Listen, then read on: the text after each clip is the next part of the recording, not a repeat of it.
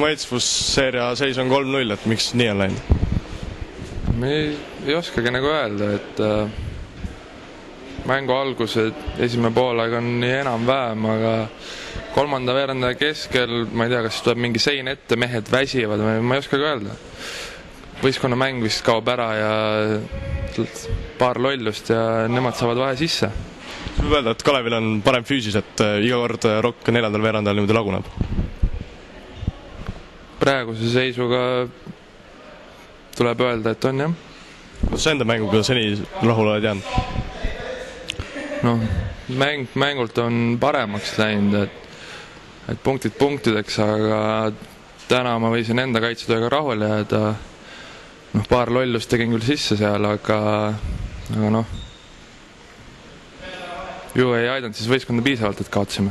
Kelle mängust te kõige rohkem puudust tunnete? Kui näiteks Georgid siin Saatsel on olnud 3 suhteliselt halba mängu.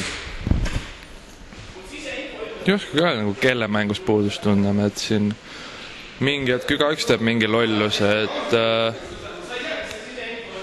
näha, et Kalev mängib võistkondlikumalt kui meie, täpselt et meil mingi hetk nagu hakkame punnima ja teeme lollid pallikaotused, nemad saavad kerge korvi vastu ja nii on lihtsam mängida. Kas loobumismõtted on ka tekkinud või võitlete ikkagi lõpuni välja? Ei, loobumismõtted meil küll ei ole, et laupäeval on uus mäng ja kindlasti tahame seda seeriat ikka võita.